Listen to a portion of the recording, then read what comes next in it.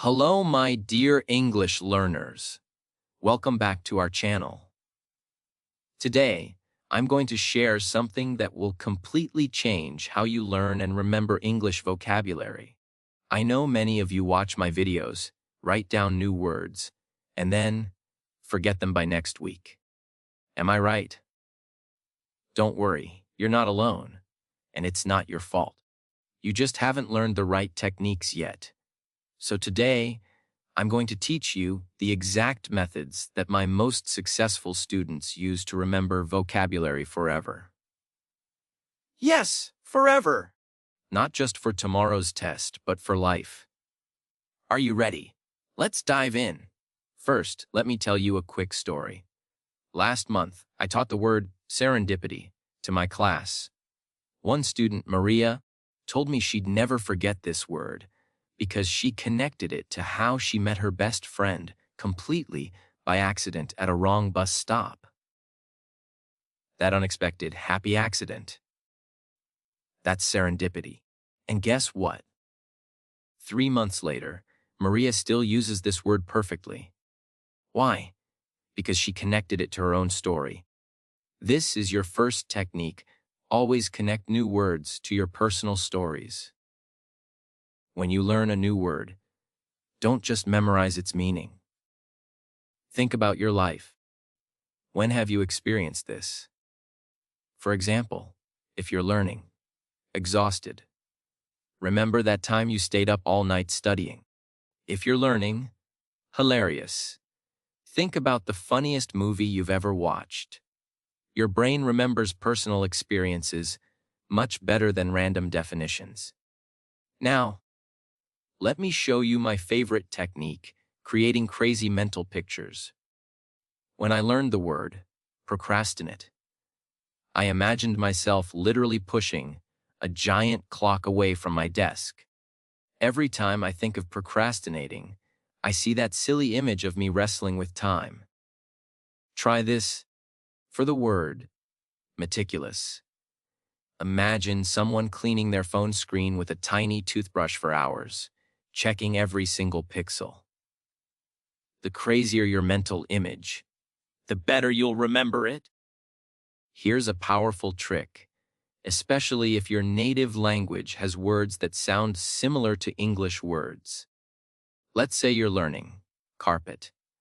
Imagine a car parked on a car, pet. I know it sounds ridiculous, but that's exactly why your brain will remember it. One of my Japanese students remembers election by thinking of electric on. She imagines turning on electric lights to vote. Find these sound connections in your own language. Now, this next technique is scientifically proven to be the most effective for long-term memory, spaced repetition. Here's exactly what you need to do. When you learn new words today, review them tomorrow. Then review again after 3 days, then after 1 week, then after 2 weeks, then after 1 month. You can use simple flashcards or a notebook with dates written on them. The secret is this: you must review the words just when you're starting to forget them. That little struggle to remember actually makes the memory stronger. It's like going to the gym. The effort makes you stronger. Let me teach you something that will blow your mind, the memory palace technique. Close your eyes and imagine your home. Now, when you learn new vocabulary, place each word in a different room. Put kitchen vocabulary in your actual kitchen. Imagine whisk, hanging on the wall, simmer, bubbling on the stove, dice, on the cutting board. When you need to remember these words, just take a mental walk through your kitchen. One of my students, Ahmed, learned 50 phrasal verbs this way. He put wake up in his bedroom, work out in his living room where he exercises, hang out on his balcony where he meets friends.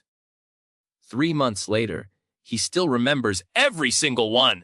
Here's something fun. Use your body to remember words. This isn't just for children. It works for adults too. When you learn, shiver. Actually shiver.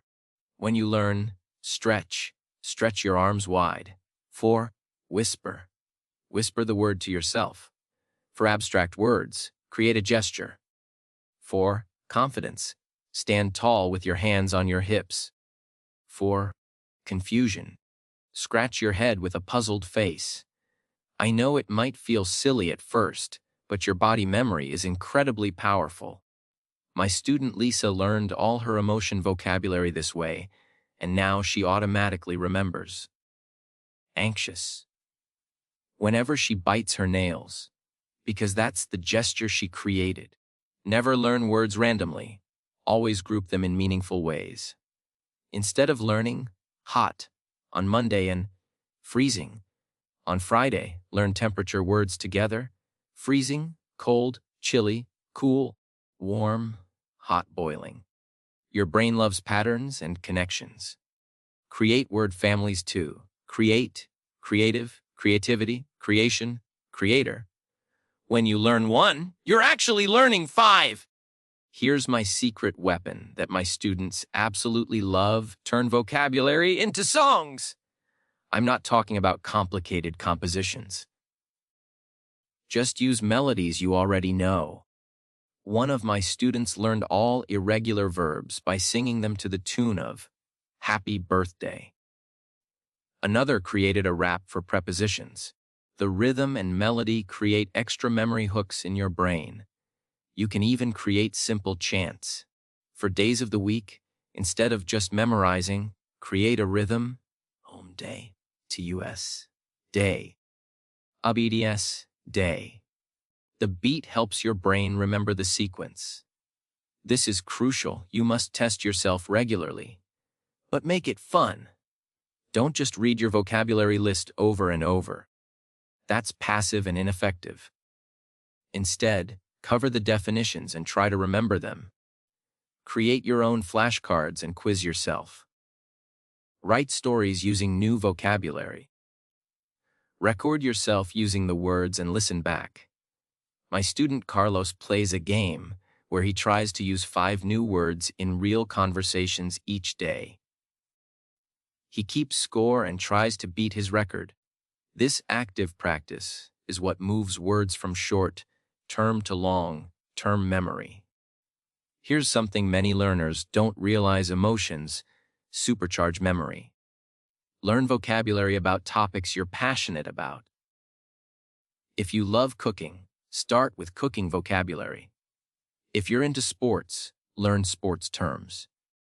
When you care about the topic, your brain automatically pays more attention and remembers better. Also, create emotional connections to words. When I learned nostalgic, I connected it to the feeling of looking at old photos with my grandmother. That emotional connection made the word unforgettable. Now, let me teach you about learning styles. Some of you are visual learners. You need to see words, create mind maps, use colors and drawings.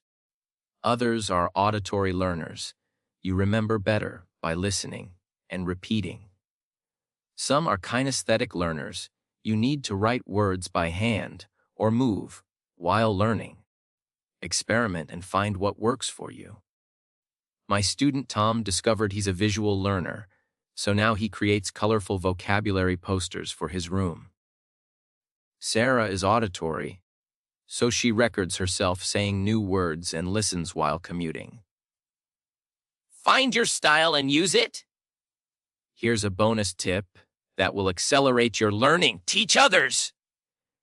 When you learn a new word, teach it to someone else. Explain it to your family, your friends, even your pet. Teaching forces your brain to really understand and remember the word.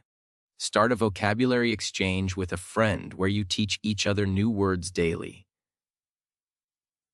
Let me also share this: create a vocabulary notebook, but make it special. Don't just write word text translation.